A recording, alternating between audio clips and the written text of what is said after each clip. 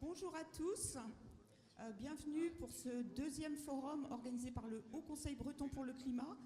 Le Haut Conseil breton pour le climat qui vous sera présenté par Vincent Dubreuil, coprésident de ce conseil avec moi, regroupe donc des scientifiques et a pour mission de donner des avis sur les politiques régionales et aussi de faciliter le dialogue et de l'échange, le partage des savoirs entre scientifiques, élus et acteurs du territoire sur toutes les questions liées aux défis que nous pose le changement climatique. Cette année, nous parlerons essentiellement du littoral, et qui a été le sujet de notre bulletin de cette année. Donc, ce forum est organisé en partenariat avec d'abord le Conseil régional de Bretagne, qui est à l'initiative de ce Haut Conseil breton pour le climat et qui le soutient, avec la ville de Brest, qui nous soutient également pour l'organisation de ce forum, et avec l'Université de Bretagne occidentale, donc représentée ici par Yves Quéré, le vice-président en charge des transitions, qui nous accueille aujourd'hui dans cet amphithéâtre Guilcher et dans les locaux de l'Université de Bretagne occidentale, donc à l'UFR Ségala. Donc sans plus tarder, je vais passer la parole pour l'ouverture de ce forum à Yves Quéré.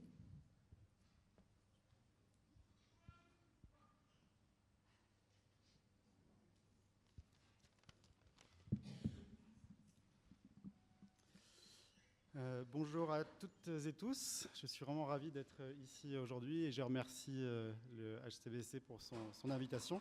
Donc effectivement, je suis Yves Quéré, enseignant-chercheur à l'UBO et vice-président en charge des transitions depuis le mois d'avril dans la nouvelle équipe du président. C'est tout naturel que l'Université de Bretagne occidentale soit partenaire de cet événement, en mettant à disposition notamment ses locaux au regard des enjeux environnementaux et sociétaux auxquels nous devons faire face. L'UBO en a pris pleine conscience et les transitions font partie des grands enjeux de notre établissement. Comme vous le savez peut-être, le président Pascal Olivard démarre un nouveau mandat et avec une nouvelle équipe. Nous n'avons pas besoin de rappeler que nous sommes à l'origine des changements climatiques et ainsi questionner, en plus des solutions technologiques, nos usages. Il est également important, de mon point de vue, que les solutions imaginées soient accessibles à toutes et tous et que les changements de pratique ne soient pas qu'une affaire de gens qui ont les moyens. Donner une place forte aux sciences humaines et sociales est donc, de mon point de vue, tout naturel. Le président de l'UBO s'est d'ailleurs positionné dans ce sens en proposant la nomination d'une vice-présidente recherche SHS. C'est aussi la première fois qu'une vice-présidence est créée sur les transitions avec un S, c'est-à-dire en prenant en compte à la fois les transitions environnementales et sociétales, qui, de mon point de vue, sont deux objectifs qui ne peuvent pas se décorréler. Nous répondons d'ailleurs en ce moment à un appel à manifestation d'intérêt, l'AMI SHS, et à l'appel à projet Université inclusive du ministère de l'Enseignement supérieur. Nous répondons d'ailleurs, en ce qui me concerne, donc, sur mes missions de vice-président, le premier objectif concerne la finalisation du schéma directeur DDRS pour septembre 2024, schéma directeur pour lequel nous attacherons à ce qu'il soit à la fois ambitieux et surtout opérationnel. Pour ceux qui me connaissent, ils savent que je suis pour une approche participative et d'apprentissage par le faire. L'UBO, un campus qui met en pratique et qui expérimente des solutions innovantes. Je crois également à une approche ouverte et ainsi nous proposerons un développement de partenariats de compétences plus poussé avec le territoire, à l'image du partenariat en cours de réflexion avec Énergence, donc l'agence énergie-climat du Pays de Brest. Je proposerai également un développement plus systématique de la science ouverte et des sciences participatives et autres modes de relation avec la société. Je remercie le HCBC donc, pour sa confiance et également en particulier les représentants UBO donc, qui ont permis la mise en œuvre de cette journée, donc Anne-Marie Tréguer, Sabine Roussel et Nicole Roux. Et je vous souhaite une très belle journée de travail et je vous remercie pour mon premier discours de vice-président.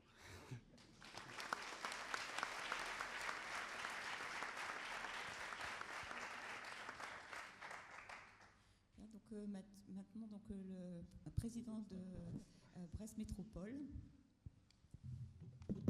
Le vice-président a oublié son discours sur... Bien, mesdames, messieurs, chers amis, très heureux d'être ici à Amphiguilcher de la fac Ségalin, que je connais un petit peu. C'est avec un très grand plaisir que nous vous accueillons aujourd'hui à Brest, que nous accueillons à Brest le deuxième forum climat et territoire. Je tiens très sincèrement à remercier les équipes du Haut Conseil breton pour le climat et de l'Université de Bretagne occidentale pour l'organisation de ce qui sera certainement une belle journée. Il sera aujourd'hui question de multiples défis posés au littoral breton par le changement climatique. C'est un sujet majeur car ici en Bretagne, nos villes, nos territoires, aussi différents soient-ils, ont toujours tiré une partie de leur développement de leur proximité à la mer. C'est bien sûr le cas de Brest, qui a, comme vous le savez, été intronisée capitale des océans et dont l'histoire est toujours intimement liée à la mer. Grand port militaire, bien sûr, port des grandes explorations maritimes des 18 et 19e siècles, mais aussi, c'est peut-être moins connu, port d'où se mesure depuis plus de 300 ans l'évolution du niveau de l'océan. Je rappellerai qu'ici, à Brest, les astronomes français ont réalisé dès 1679 certaines des premières observations systématiques du niveau de la mer. Cet héritage s'est perpétué au fil des siècles grâce au CHOM, le service hydrographique et océanographique de la marine. Brest, je dirais plus largement la pointe bretonne, ce sont aussi plus de 40 000 emplois liés à la mer, et ce dans les domaines très divers, la défense bien entendu, mais aussi la construction et la réparation navale, le nautisme, la pêche et bien sûr la recherche en sciences et technologies marines. Avec plus de 1700 chercheurs et scientifiques dans ce domaine, notre territoire s'est imposé comme une référence européenne et même internationale. La proximité avec l'océan est aussi un gage d'attractivité pour notre territoire. Mais Loïc Chéné-Girard en parlera certainement plus largement pour toute la Bretagne. Attractivité touristique, bien sûr, avec par exemple plus de 115 millions de nuitées touristiques enregistrées en 2023 en Bretagne. Attractivité résidentielle également, puisque la Bretagne est aujourd'hui la région qui attire le plus de nouveaux arrivants avec une préférence, je comprends, marquée pour le littoral. La mer est donc pour la Bretagne un atout maître, c'est, je crois, une évidence. Mais nous connaissons tous la richesse et la diversité du littoral breton, mais aussi la fragilité. Si les menaces sur le littoral breton ne sont pas récentes, force est d'admettre qu'avec le changement climatique qui est en cours, nous changeons d'ampleur et d'échelle. Nos territoires sont et seront impactés par l'augmentation du niveau de la mer. Cette hausse du niveau marin, couplée à une probable recrudescence des phénomènes météorologiques extrêmes, à l'image de la tempête Ciarán, est un défi immense pour la Bretagne. Ce sont également l'accélération et l'intensification des phénomènes d'érosion qui sont à l'œuvre et qui modifient dès à présent la physionomie de notre littoral.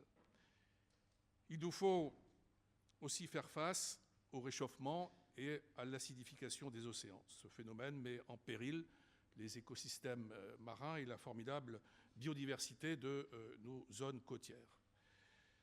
De nombreuses activités économiques en dépendent, la pêche bien sûr, mais aussi la conchyliculture, l'aquaculture, autant d'activités qui risquent d'être impactées par la dégradation de la qualité de nos eaux. La prise de conscience de la fragilité du littoral et la nécessité de le préserver a parfois été tardive.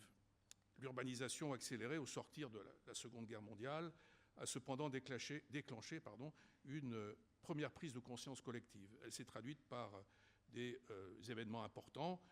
J'en cite la création du Conservatoire du littoral, 1975, afin de préserver les espaces côtiers. La loi littorale, 1986, ensuite, donc, qui a permis de limiter les constructions sur la bande côtière, et même au-delà. Mais je ne vais pas rentrer dans ce débat aujourd'hui.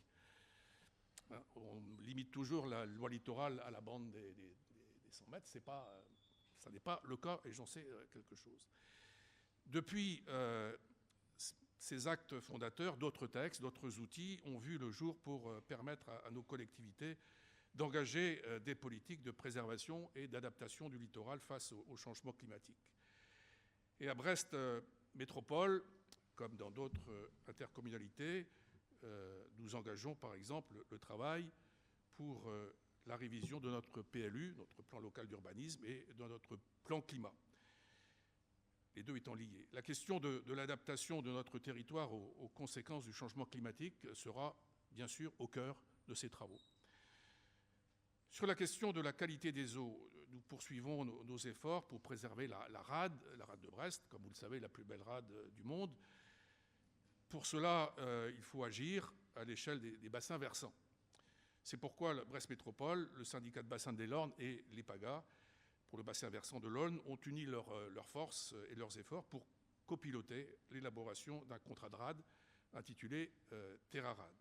Cette démarche associe étroitement les citoyens et les acteurs économiques, les acteurs scientifiques, universitaires, associatifs, institutionnels de notre territoire. Et nous poursuivons un objectif commun, c'est préserver la qualité de l'eau en rade de Brest.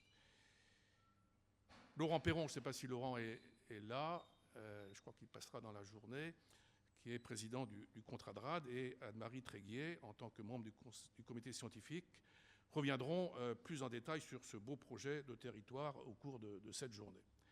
Mesdames, Messieurs, pour conclure pour mon propos, je souhaite une nouvelle fois remercier toutes celles et ceux qui ont œuvré pour la tenue de ce forum Climat et Territoire. Cette journée, je crois, va permettre de mieux comprendre, mais aussi d'échanger sur les outils et les pratiques qui nous permettront de mieux faire face ensemble aux défis majeurs auxquels le littoral breton est confronté. Merci à vous. Je ne pourrai pas rester longtemps à écouter vos travaux, mais il y a dans la salle des élus et des salariés de Brest Métropole que je salue et qui me feront un compte rendu fidèle. Merci à vous. Bonne journée.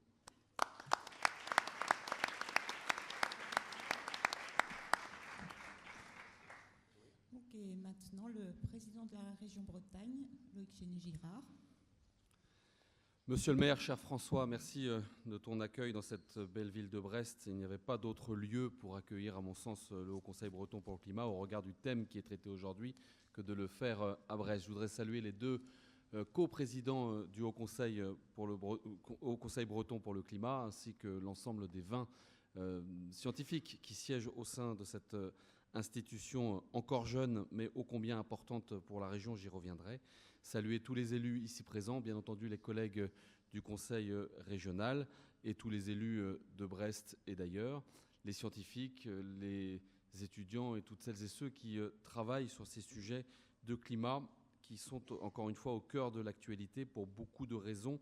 Et la première d'entre elles, c'est l'urgence qui est face à nous et qui nécessite de s'occuper de ces sujets en l'intégrant dans chacune de nos politiques et chacune de nos réflexions. Nous avons créé le Haut Conseil breton pour le climat, institution autonome, indépendante, qui a été créée en héritage de la BRACECOP et qui a été installée en 2021. Bientôt une demi-décennie, nous aurons déjà l'occasion de faire un premier bilan. Et je rappelle que la mission du Haut Conseil breton pour le climat est double: rendre un avis sur les politiques de la région, un avis libre, comme le Césaire, qui est la société civile organisée, et puis informer les décideurs et le grand public, comme vous avez pu le faire d'ailleurs hier lors de votre participation à la journée Brest Biodive, qui avait lieu ici à Brest, à Ossanopolis, autre grand lieu de la culture scientifique et technique qui permet de diffuser, notamment auprès de notre jeunesse, des messages sur la fragilité du vivant et la place de l'océan dans notre vie. Merci à toutes celles et ceux qui se sont impliqués depuis le début dans ce Haut Conseil breton pour le climat. Vous redire qu'encore une fois, l'ambition qui est la nôtre est de faire en sorte que le Conseil régional, les élus du Conseil régional puissent débattre en étant éclairés de l'avis de la société civile organisée au sein du Césaire et de l'avis des scientifiques qui émettent des avis éclairés, qui ne sont pas des opinions mais bien des avis scientifiques qui nous permettent d'avancer sur les différents sujets sur lesquels nous avons à débattre et à délibérer. Je veux redire ici l'importance de la science. l'importance d'entendre les scientifiques pour construire un débat public basé sur des faits. Et ce n'est pas Gilles Boeuf qui dira le contraire, des faits qui permettent, encore une fois, de poser ensuite des lignes politiques, de débattre et de délibérer. C'est indispensable. C'est indispensable dans un moment où la frontière entre les faits et les opinions devient floue. C'est indispensable dans un moment où la post-vérité devient une technique politique pour émettre fortement des messages vis-à-vis de l'opinion. Et c'est indispensable dans ce moment d'élection européenne où nous savons combien se joue l'avenir du pacte vert européen. Richesse donc pour notre territoire d'avoir ce Haut Conseil breton pour le climat et importance encore une fois d'avancer sur les différents sujets pour avancer sur la transition, une transition qui soit écologique, sociale et démocratique, c'est bien entendu important. Nous avons un thème qui a été choisi par le Haut Conseil qui est le littoral. Nous allons pouvoir y travailler aujourd'hui, travailler sur ce sujet et là aussi la Bretagne est en pointe. Nous représentons un tiers du linéaire côtier national avec 4 903 km de côte. Nous savons l'impact de l'érosion, nous le constatons déjà. La montée de l'océan se voit, se lit sur notre littoral et rien qu'en Finistère, 9% du littoral est concerné par l'érosion. La contribution du Haut Conseil breton pour le climat doit nous aider à avancer sur les différents documents que nous avons à assumer, car nous voyons bien la pression, ça a été rappelé par François Cuandre il y a un instant, sur nos côtes, la pression de la démographie, la pression, encore une fois, de l'imperméabilisation des sols et le besoin que nous avons de reprendre le contrôle. Un acte a été posé fort par la Braillescope sur l'ambition du zéro artificialisation nette, qui a été annoncé ici en Bretagne avant la loi, et nous sommes rentrés dans ces équations permettant de mettre en œuvre cette ZAN, cette ambition d'intégrer cette limitation des surfaces à urbaniser dans nos modèles de développement de nos villes et de notre Bretagne tout entière. Et sur ce sujet, nous aurons besoin de travailler avec vous et nous aurons besoin du Haut Conseil breton pour le climat pour pouvoir continuer à avancer. Nous avons besoin des scientifiques et je suis heureux d'être ici à l'UBO. Je salue son vice-président et à travers son vice-président, je salue le président Olivard, car ici, nous avons beaucoup d'hommes et de femmes, comme dans les autres universités bretonnes, mais particulièrement à Brest, qui travaillent sur ces sujets d'océan. Et nous avons en Bretagne voté en octobre 2023 une nouvelle politique régionale, mer et littoral, qui s'appuie sur des constats scientifiques et qui a un objectif, c'est d'encadrer l'ensemble des politiques régionales ayant un lien direct ou indirect avec la mer et le littoral. Nous avons 3 grandes priorités. La première est de renforcer une économie maritime s'appuyant sur des filières d'excellence, créatrices d'emplois et, bien entendu, de qualité, au service de la transition écologique en Bretagne. C'est important de l'intégrer dès le début dans notre modèle. Nous avons besoin de continuer à nous appuyer sur l'océan pour créer des emplois qui soient au service de l'avenir de la Bretagne, mais qui intègrent bien entendu les enjeux de la transition et les enjeux écologiques au sein, encore une fois, de leur modèle. La deuxième priorité est de garantir des écosystèmes côtiers résilients et avoir des territoires maritimes dynamiques et résilients. J'y reviendrai dans un instant. Et enfin, la troisième priorité est de faire de la mer un vecteur de rayonnement à l'international et un vecteur d'identité et de bien-être pour les Bretonnes et les Bretons. Nous avions dit, il y a déjà 3 ans, lors de la campagne des régionales, combien nous devions faire en sorte d'acculturer l'ensemble des Bretons à la mer. Vu de Brest, ça peut paraître saugrenu. Mais je peux vous assurer que de beaucoup de villes de Bretagne, nous avons un travail à faire pour que notre jeunesse ait conscience de son identité maritime, ait conscience de sa capacité à accéder à l'océan et à la mer, et ait conscience aussi de la fragilité de l'océan. C'est un vrai enjeu sur lequel nous aurons à travailler, et là aussi les scientifiques doivent nous aider, comme c'est le cas à Océanopolis. Je vous appelle donc à travailler à nos côtés sur ce travail itératif que nous devons faire sur cette stratégie mer et littoral qui a besoin sans cesse d'être rebalisée au regard des avancées de la connaissance scientifique et encore une fois des nouveaux enjeux qui se présentent devant nous. Nous aurons besoin aussi de votre expertise sur l'évolution de la ressource halieutique.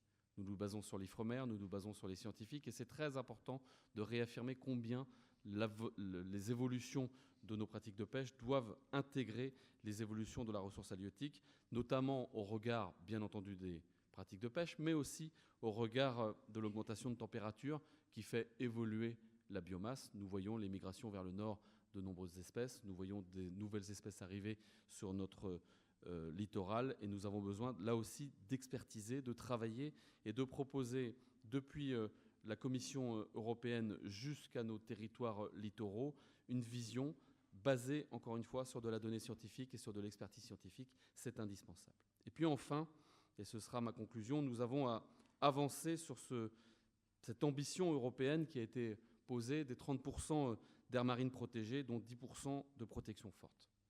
Si j'osais, j'ai envie de dire que la Bretagne, elle doit protéger 100% de ses aires marines protégées.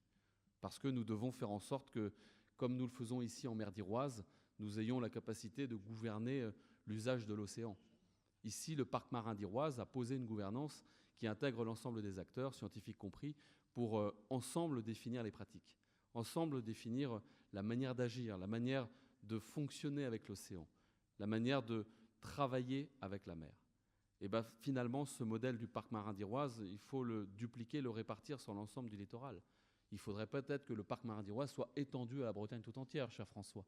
En tout cas, il faut travailler à un modèle qui permette de se dire que nous devons bien entendu définir des aires protégées ou plus fortement protégées, mais nous devons définir ce que cela veut dire. Et lorsque nous interrogeons, cher Daniel Kuef, le gouvernement pour dire ça veut dire quoi une aire marine protégée, ça veut dire quoi une protection forte, nous n'avons pas de réponse. Ou des réponses qui n'ont rien de scientifique, du tout ou rien, qui ne ressemblent pas, encore une fois, à l'aventure humaine que nous voulons construire et bâtir et au modèle de gouvernance que nous voulons développer en Bretagne. Eh bien, nous devons nous saisir de ce sujet. Nous devons nous saisir de ce sujet et faire en sorte qu'au Parlement de la mer, nous puissions avoir ce débat. Qu'au Parlement de la mer, nous puissions auditionner les différents acteurs, depuis la Commission européenne, le gouvernement, mais aussi les différents acteurs de la mer en Bretagne et les scientifiques, pour définir ce qu'est une aire marine protégée, pour définir ce qu'est la bonne gouvernance de ces espaces. Et puis nous en parlions avec Gilles Boeuf juste avant d'entrer, peut-être nous pourrions le prolonger sur l'ensemble du littoral avec les autres régions maritimes, qui ont aussi leurs enjeux, qui ont aussi leur recul de trait de côte, qui ont aussi leur climat qui évolue et leurs espèces maritimes, qu'elles soient animales ou végétales, qui évoluent. Et en le faisant, nous prenons nos responsabilités. Et nous n'attendons pas de voir Paris définir sur une carte dans un bureau parisien tel ou tel espace qui, d'un trait de plume, permettra de sauver le monde, sauver la biomasse, sauver la biodiversité, sauver l'environnement. Ça ne suffira pas. Il faut le faire avec les hommes et les femmes sur les territoires. C'est une question de démocratie, c'est une question d'avancer, encore une fois, des prises de conscience et du travail collectif pour intégrer les équations du vivant dans nos équations économiques. Et puis, c'est un enjeu aussi de lutte contre le populisme et lutte contre les violences que nous voyons chaque jour dans le débat politique qui s'appuie souvent sur l'ignorance et la peur. Et donc, j'appelle à ce travail au sein du Parlement de la mer, encore une fois, sur la définition de ces aires marines protégées, sur la définition de la gouvernance que nous devons mettre en œuvre, et sur, encore une fois, une ambition qui consiste à dire que nous devons intégrer les enjeux du vivant dans l'ensemble de nos modèles. Et bien entendu, l'océan fait partie des sujets sur lesquels la Bretagne veut être en pointe, juste ici, d'ici jusqu'au niveau européen. C'est l'ambition que nous avons et nous aurons l'occasion d'en reparler. Et le HCBC sera bien entendu un des piliers sur lesquels nous nous appuierons pour mener notre réflexion. Je vous remercie et bons travaux.